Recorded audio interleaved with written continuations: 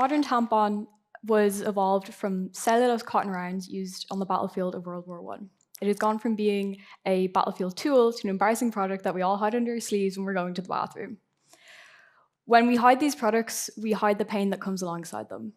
When we get embarrassed about periods, they become stigmatized. When they become stigmatized, they stop being questioned, they stop being researched, and they stop being regulated.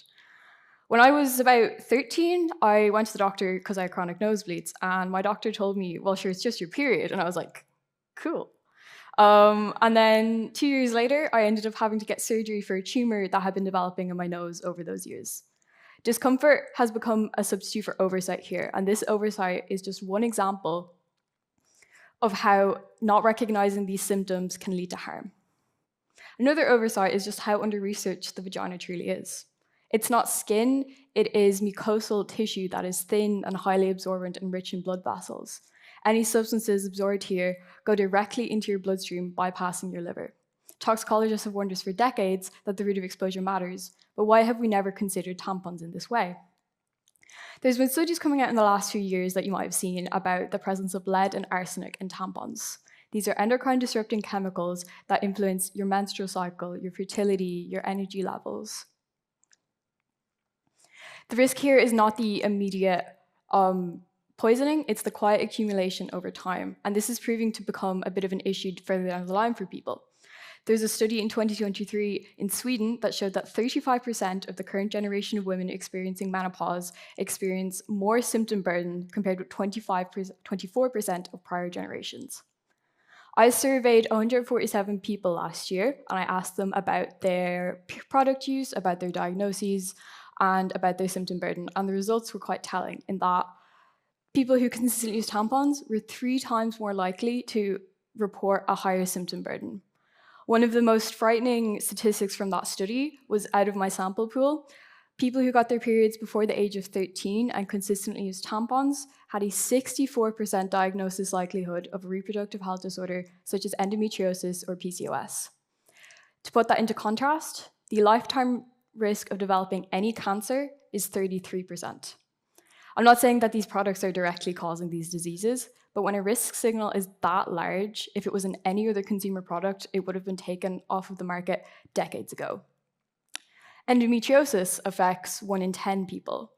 In comparison to another serious disease, type 1 diabetes, diabetes affects about 0.5% of people.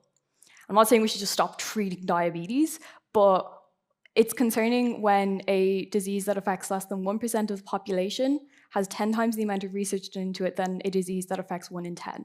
As of right now, there is currently no cure for endometriosis. These numbers matter, but what they represent matters more. They represent people who have not been believed. They represent people who've been told that their symptoms are exaggerated, or that they're normal, or that they are just in their head.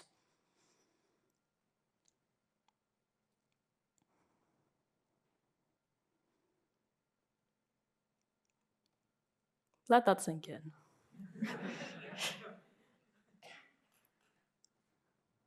People argue that the exposure levels are too low. For context, the EPA standard for lead in drinking water is 15 parts per billion. From my study, I found that the highest amount of lead in a tampon that I studied was 6 parts per billion. You might be thinking, well, 6 is famously lower than 15, so surely that's grand. But you have to consider that the vulnerability here is not equal. That when you're absorbing it vaginally, it is bypassing your liver. You also have to take into account pre-existing conditions or puberty or hormonal contraception. These factors stack up and regulation is not catching up. There's currently no regulation for testing for heavy metals in period products in the EU or in the US. Tampons are essential infrastructure. They are not luxury products. The people who use them deserve transparency, they deserve safety, and they deserve to be believed when they say that something is wrong. I'm not here to simply debate, is there lead in the tampons? Is there not lead in the tampons? There was lead in the tampons, but the bigger picture here is that people who have concerns about their health, who are the people using these tampons, deserve to have their concerns researched, and they deserve to have their concerns treated. When it comes to reproductive health, silence is being compromised for safety. If we change the way that we talk about periods, if we change the way that we talk about period products, we can change the cycle and we can stop people from suffering. Thank you.